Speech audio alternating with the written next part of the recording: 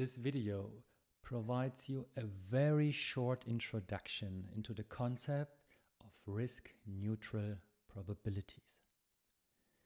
So we start with the third restriction of an SDF, namely the price of an asset is its expected discounted value, where the SDF is the discount rate and where the expectation is taken under the empirical, also called physical, probability measure.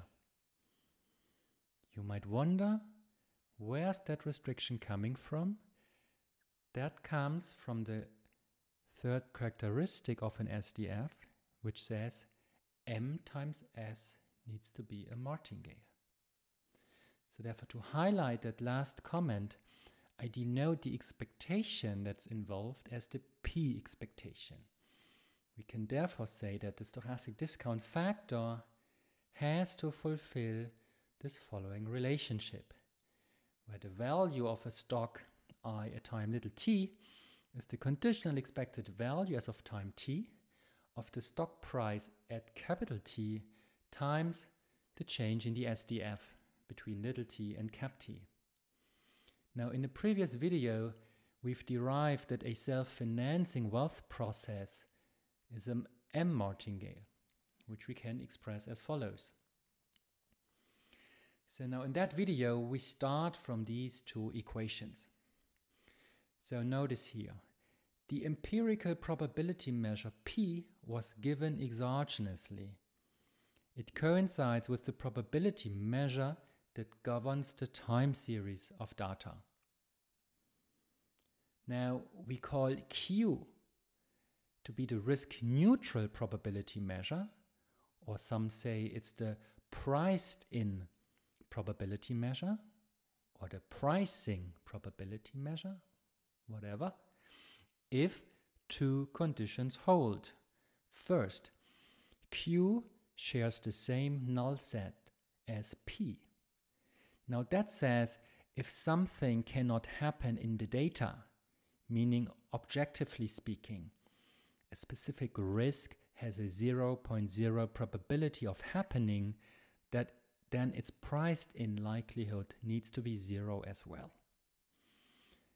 And the second condition is that if M times W and M times R and M times S are local martingales under the empirical probability measure, then S divided by R and W divided by R need to be martingales under the risk-neutral probability measure Q. So the last condition is the key restriction to endogenously identify the risk-neutral probability measure. Now, I use both ways to show it. I start with the message that if W is a M martingale, then M divided by R is a Q martingale. Now, I repeat that with the following equations here. They basically say, I start from the right, if WT is the conditional expected value of future wealth discounted by the discount factor, then it needs to hold that WT is also the expected risk-neutral expected discounted value of future wealth, where we discount by the risk-free rate. Now, as both expectations need to coincide, again, they have to coincide because that's how we define the risk-neutral probability measure. Therefore, both integrals or both expectations have to coincide. I'm now rewriting the expectations as integrals. So you have that expression here which needs to hold. Now, we can hence express the risk-neutral probability measure Q as a function of the empirical measure P and of the risk premium adjustment. Mathematically, it means it needs to hold, and that's how we now define Q, that the risk-neutral probability at time t for some event omega is nothing else then the empirical probability of that event times a risk premium adjustment.